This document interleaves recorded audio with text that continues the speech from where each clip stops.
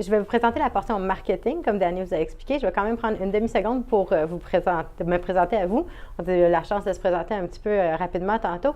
Mais je m'appelle Mélanie Hébert, je suis présidente et fondatrice d'une agence de communication marketing qui s'appelle Jack Marketing. Nous, ce qu'on fait chez Jack, en fait, il y a deux portions. Il y a toute la portion stratégie, communication marketing. Donc, on accompagne les clients à prendre les bonnes décisions, à gérer leur budget. Je vais vous en parler un petit peu à l'étape 2 du plan marketing. Et j'ai une partie de mon équipe qui s'occupe d'exécuter les stratégies. Donc, vraiment de mettre en place. Si on a besoin de graphisme, si on a besoin de médias sociaux, si on a besoin de programmation, de site web. Donc, j'ai vraiment une équipe qui exécute, puis une équipe de stratèges. Donc, c'est vraiment ce qu'on fait. Pour donner un petit peu de poids aux prochaines étapes pour l'application, justement, un des grands objectifs à atteindre, c'est d'avoir le marketing en place. Donc, évidemment, si on veut amener l'application vraiment au prochain niveau, il faut qu'on ait un plan marketing. Donc, nous, ce qu'on a fait ici en 2 slides, parce qu'on veut quand même garder ça assez succinct, et on n'est pas rendu à faire le plan marketing comme tel, mais plutôt à vous présenter les étapes qui vont faire en sorte de qu'est-ce qui va avoir l'air notre plan marketing. Donc, 3 étapes. La première étape, c'est vraiment d'amener la marque à un autre niveau. Donc, Dani a fait déjà un excellent travail, un premier niveau de marque, mais vraiment, ce qu'on veut faire, c'est amener la marque, redéfinir les personas, l'essence de la marque, redéfinir visuellement, graphiquement, l'amener au goût du jour, puis vraiment la positionner, vraiment prendre cette marque-là, puis l'amener à un autre niveau. Donc, ça serait la première étape de ce qu'on veut développer. La deuxième chose qu'on veut faire, c'est faire le fameux plan de communication marketing. Donc, il y a eu plusieurs bonnes initiatives, plusieurs initiatives intéressantes qui ont déjà été mises en place. Là, ce qu'il faut faire, c'est vraiment de s'asseoir puis de poser une stratégie concrète. Donc, dans cette portion de travail, qu'est-ce qu'on fait? C'est qu'on se pose des questions suivantes. C'est quoi nos objectifs de marketing, nos objectifs de communication? C'est qui les cibles qu'on veut atteindre? C'est quoi les messages clés qui vont faire en sorte que les gens, justement, vont adhérer à cette application? C'est quoi les agents motivateurs qui font en sorte que, justement, les gens vont encore une fois adhérer? C'est quoi les budgets aussi qu'on veut s'allouer en termes de publicité, en termes d'initiatives, en termes de relations publiques et ainsi de suite? Donc, c'est quoi les efforts qu'on veut mettre? Puis une fois qu'on détermine les budgets, bien, c'est où les meilleures places pour faire la promotion de cette application pour avoir les meilleurs résultats. Donc, ça, c'est vraiment le travail de planification, de stratégisation.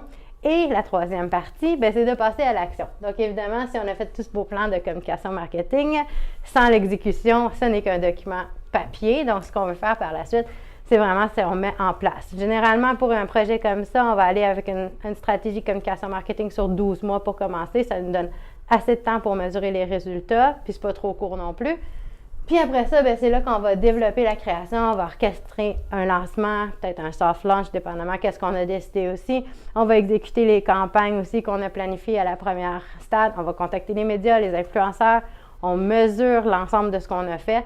Mais là, on est vraiment dans la portion exécution. Sans avoir fait un plan de com, puis je vais terminer là-dessus parce que le but d'aujourd'hui, c'est pas d'encore avoir le plan de communication, mais on a quand même mis sur papier quelques idées préliminaires. Donc, ça vous donne déjà une petite idée où est-ce qu'on s'en va. Puis c'est vraiment plus un fourre-tout brainstorm d'idées de communication marketing, juste de par notre expérience et de notre expertise.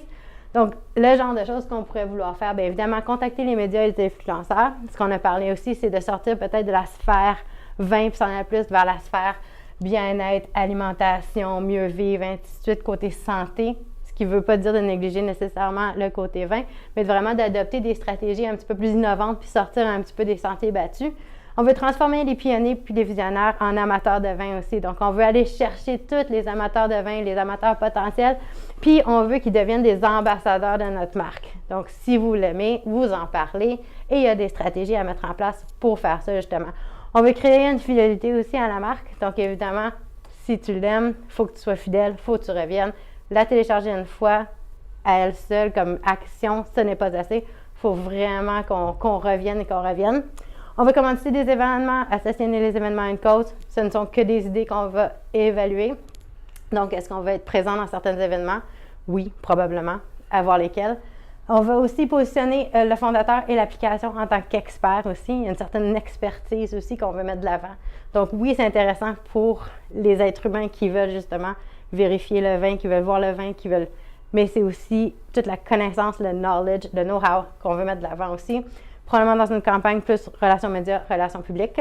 Donc voilà. On veut aussi concentrer nos efforts sur une stratégie numérique. Donc, quand on parle de stratégie numérique, sans vous perdre dans les détails techniques, du SEO, du SEM, médias sociaux. Donc, on veut vraiment être partout sur le web. Les gens, ils doivent être sollicités tout le temps. Si tu l'as vu, tu y as pensé, tu ne l'oublies pas parce que ça te suit partout. Donc, c'est vraiment ça l'idée. On va développer des partenariats stratégiques, par exemple Avingo, pour en reparler. Donc, et promouvoir l'application de manière croisée aussi avec d'autres gens qui peuvent avoir des bases de données ou des intérêts communs. Donc, c'est toujours intéressant de pouvoir faire ça. Et on veut créer du contenu, utiliser la narration, informer, éduquer les gens. Donc, c'est vraiment une stratégie qu'on utilise de plus en plus. C'est vraiment le storytelling, c'est l'information, c'est le contenu. On est généreux, on donne de l'information de plus en plus. On va aller de l'avant-garde, puis on va développer un modèle très important aussi comme dernier point. C'est développer un modèle marketing copie-coller. On ne peut pas tout copie-coller, mais qu'est-ce qui est copiable et collable pour après ça aller attaquer de nouveaux marchés géographiques.